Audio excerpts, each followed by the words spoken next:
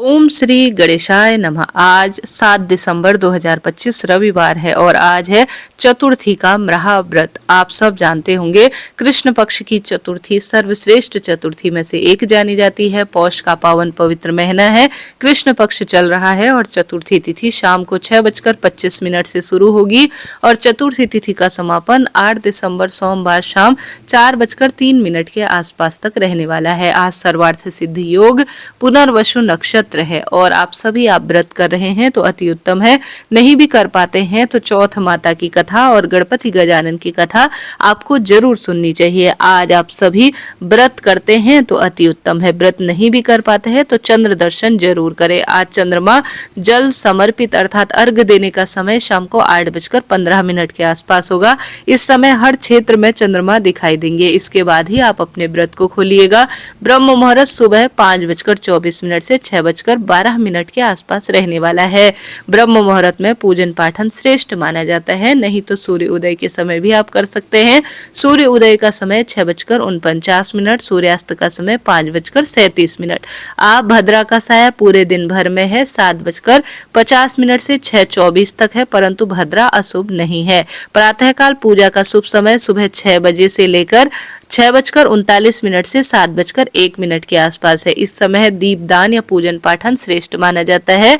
आज शाम की पूजा का समय शाम को 5:24 से 8:45 तक है। राहु काल का शुभ समय शाम को 4:30 से 6 बजे के आसपास तक रहने वाला है।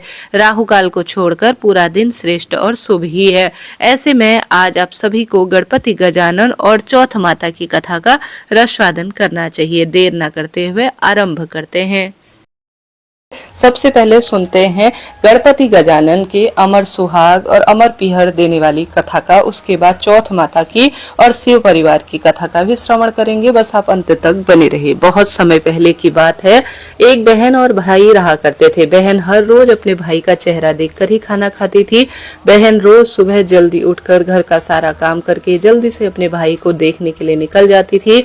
रास्ते में एक पीपल पेड़ के नीचे गणेश जी की मूर्ति थी, जहाँ पर वह नित्य हाथ जोड़कर कहती थी, हे गणेश जी महाराज, मेरे जैसा अमर सुहाग और मेरे जैसा अमर पीहर सबको देना। रास्ते में जाते हुए जंगल के कांटे उसके पैर में चुभ जाते थे। एक दिन बहन ने अपने भाई का चेहरा देखा और फिर भगवान का नाम लेकर भाभी के साथ बैठ गई। भाभी ने पूछा कि तुम्हारे पैर में क्या हुआ? बहन ने कहा, रास्ते में आते वक्त जंगल में खूब सारे कांटे हैं, पैरों में चुभ जाते हैं। यह सुनकर बहन अपने घर चली गई। भाभी ने अपने पति से कहा, रास्ता साफ कर दीजिए, रास्ते से आते हुए आपकी बहन के पैरों में कांटे चुभ जाते हैं, तुम्हारी बहन पीड़ित हो जाती है। भाई ने कुल्हाड़ी लेकर शहर की जो सड़क की जितनी भी झाड़ियां थी, जंगली घास फूस थे, पेड़ पौधे थे, सबको काट दिया, जिससे रास्ता पूरा साफ हो गया। पेड़ों की सफाई के कारण गणेश जी अपने स्थान से हट गए, जिससे भगवान क्रोधित हो गए और उसके भाई के प्राण हर लिए। जब गांव वाले भाई को अंतिम संस्कार के लिए ले जाने लगे, तभी भाभी रोते हुए कहती है, तुम थोड़ी देर रुक जाओ। उनकी बहन हर रोज भाई का चेहरा देखती है। लोगों ने कहा, आज तो देख लेगी, लेकिन कल से क्या करेगी? बहन रोज की तरह अपने भाई का चेहरा देखने के लिए सड़क पर आती थी।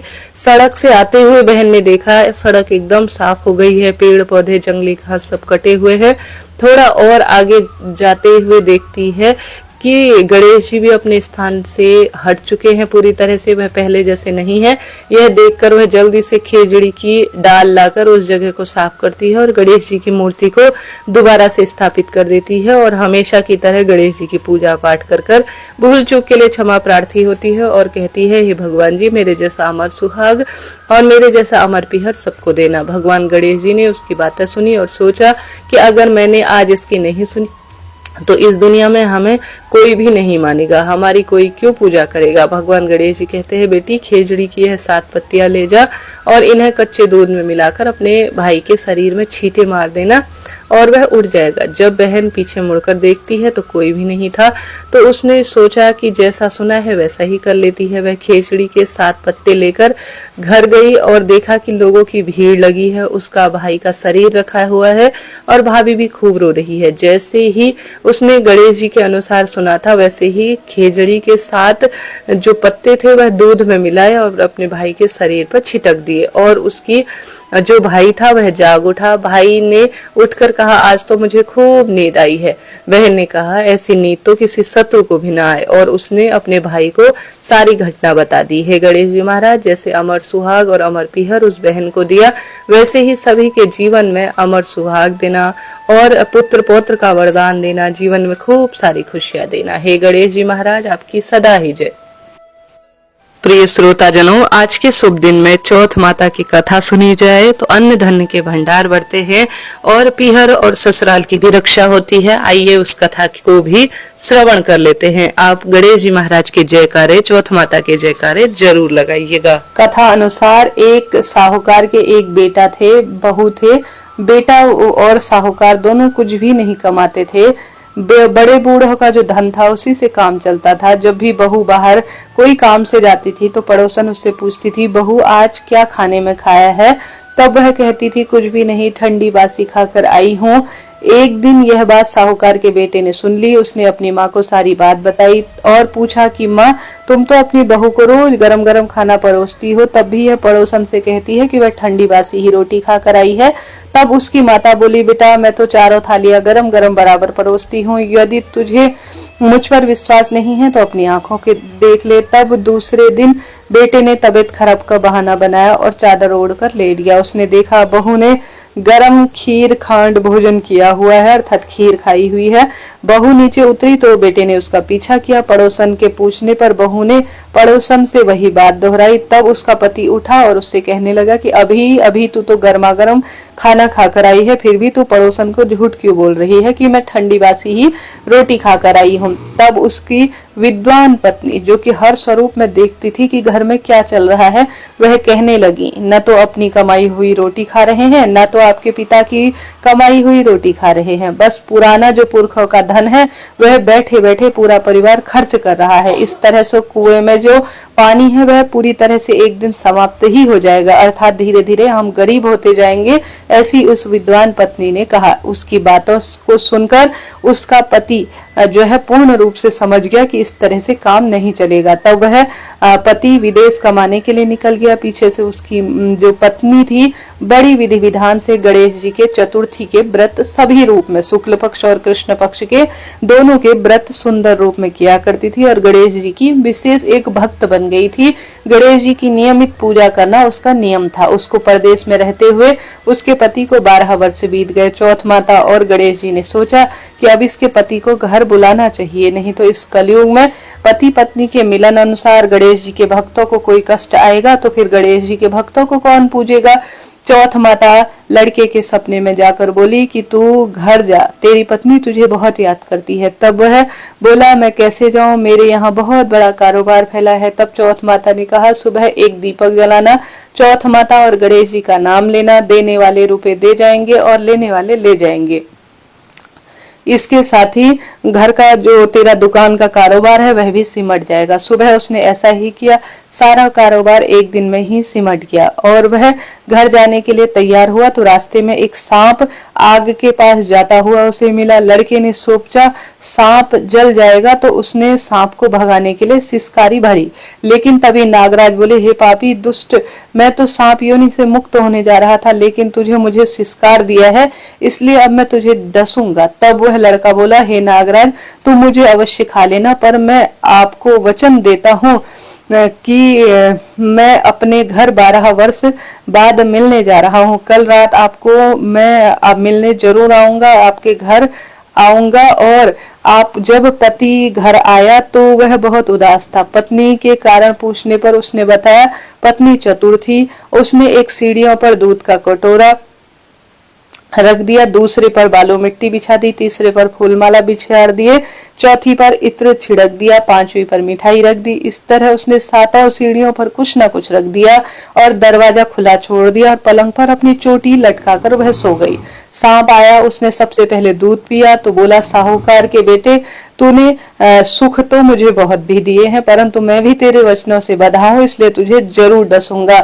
सातों सीढ़ियों पर उसने ऐसा ही किया। जैसे ही उसको जो है डसने लगा। तभी चौथ माता और विनायक जी ढाल तलवार बनकर आए और सांप के 4 टुकड़े कर दिए। पूंछ का एक टुकड़ा लड़की की जूती में जाकर गिरा। सांप ने सोचा यह जूता वह पहनेगा तब उसको डस लूंगा। तभी वहां बहुत सारी चींटियां आ गई। उन्होंने कहा यह स्त्री हमें रोज शक्कर आटा डालती है, अब इसकी रक्षा तो करनी ही चाहिए। चींटियों ने उस पर हमला कर दिया और उसकी पूंछ को पोली कर दिया। जैसे ही सुबह हुई वह खून से लब लब हो गया। माँ ने सोचा मेरे बहू बेटों को शायद किसी ने मार दिया, इसलिए वह चिल्लाने लगा। तभी बेटा बोला कि माँ खुशी मनाओ, आज हमारा बैरी दुश्मन सांप मर गया।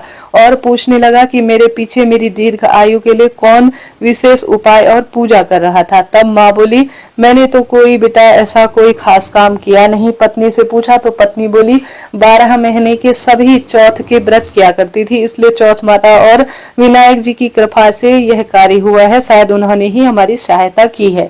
तब सास बोली यह झूठ बोलती है, रोज मैं इसको 4 रोटी देती थी तो फिर इसका कैसे चौथ का व्रत पूर्ण हुआ। तब वह बोली एक रोटी तो गाय माता को खिला देती थी, एक मेहतारनी को देती थी, एक जमीन पर गाड़ती थी, शाम का खाना में चंद्रमा को जल चढ़ाकर करती थी। यदि विश्वास नहीं है तो पूछ लो। तब गाय माता से पूछा तो वह हंसने लगी और मुख से पलाश के फूल गिरने लगे। जमीन में खोद कर देखा तो रोटियों की जगह सोने के चक्कर पड़े थे। मेहतरानी से पूछा तो उसने भी हाँ भर दी। हे चौथ माता, जैसे उसके पति की रक्षा की वैसी सबकी जीवन में सभी की रक्षा करना और सभी को अन्न धन पुत्र पौत्र का वरदान देना और सबकी मनोकामना पूर्ण करना। बोलिए गणेश जी महाराज की जय, चौथ माता की जय। प्रिय श्रोताजनों, आज विनायक चतुर्थी के दिन गणेश जी महाराज, माँ पार्वती और महादेव की भी कथा सुनी जाती है। छोटी सी कथा है, इसका भी आइए श्रवण कर लेते हैं।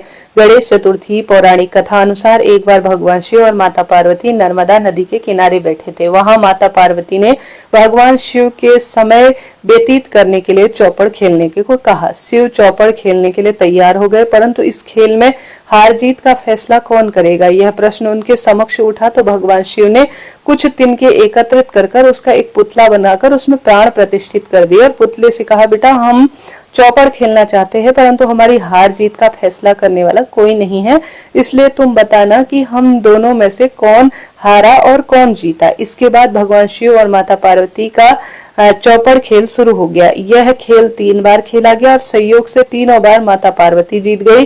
खेल समाप्त होने के बाद बालक से हार जीत का फैसला करने के लिए कहा तो बालक ने महादेव को विजयी बता दिया। यह सुनकर माता पार्वती क्रोधित हो गई और क्रोध में उन्होंने बालक को लंगड़ा होने कीचड़ में पड़े रहने का श्राप दिया। बालक ने माता पार्वती से माफिया मांगी और कहा कि मुझसे अज्ञानतावश ऐसा हुआ, मेरे किसी भी देश भाव में ऐसा नहीं किया। बालक द्वारा क्षमा मांगने पर माता ने कहा यहाँ गणेश पूजन के लिए नाग कन्या आएंगी, उनके कहे अनुसार तुम गणेश व्रत करो, ऐसा करने से तुम मुझे प्राप्त करोगे। यह कहकर माता पार्वती शिव के साथ कैलाश पर्वत चली गई। 1 वर्ष के बाद उस स्थान पर नाग कन्याएं आई। तब नाग कन्याओं ने श्री गणेश जी के व्रत की विधि मालूम करके उस बालक को 21 दिन लगातार गणेश जी के व्रत करवाए। उसकी श्रद्धा से गणेश जी प्रसन्न हुए। उन्होंने बालक को मनवांछित फल मांगने के लिए कहा। उस बालक ने कहा हे विनायक जी, मुझसे आप इतनी शक्ति दीजिए कि मैं अपने पैर पर चढ़कर अपने माता पिता के साथ कैलाश पर्वत पर पहुंच सकूं और वह यह देखकर प्रसन्न हो जाए। तब बालक ने वरदान देकर श्री गणेश जी अंतर ध्यान हो गए। इसके बाद वह बालक कैलाश पर्वत पर पहुंचा और कैलाश पर्वत पर पहुंचने पर उसने अपनी कथा भगवान शिव को सुनाई। चौपड़ वाले दिन से माता पार्वती शिव से रुष्ट होकर विमुख हो गई। अतः देवी के रुष्ट होने पर भगवान शिव ने बालक बताए अनुसार 21 दिनों तक गणेश जी के व्रत किए। इस व्रत के प्रभाव से माता पार्वती से भगवान शिव के लिए जो नाराजगी थी वह समाप्त हो गई। तब यह व्रत विधि भगवान शंकर ने माता पार्वती को बताई। यह सुनकर माता पार्वती के मन में अपने पुत्र कार्तिकेय से मिलने की इच्छा जागृत हुई। तब माता पार्वती ने भी 21 दिन तक गणेश जी के व्रत किए और दुर्वा फूल फल लड्डुओं से गणेश जी का पूजन अर्चन किया। व्रत के 21वें दिन कार्तिकेय भगवान स्वयं माता पार्वती से मिलने आए। उस दिन से श्री गणेश चतुर्थी का यह व्रत सब मनोकामनाओं को पूर्ति करने वाला व्रत माना जाता है। इस व्रत को करने से मनुष्य सारे कष्ट से दूर हो जाता है और सभी मनोकामना उसकी पूरी होती है और सुख समृद्धि जीवन में निरंतर रूप से प्राप्त होती चली जाती है। बोलिए गणेश जी महाराज की जय। प्रिय श्रोताजनों, इस तरह से मैंने आपको सारी कथाएं सुनाई। आशा है, उम्मीद है आप समझे होंगे, सुने होंगे। जरा सा भी वीडियो उचित उपयोगी रहते हैं तो राधे राधे लिखे। कोई प्रश्न हो तो आप पूछ सकते हैं। आपका अपना चैनल है। मैं गणेश जी महाराज से, पार्वती से प्रार्थना करती हूँ कि आपकी सब मनोकामना पूर्ण हो। जय श्री कृष्ण। हर हर महादेव।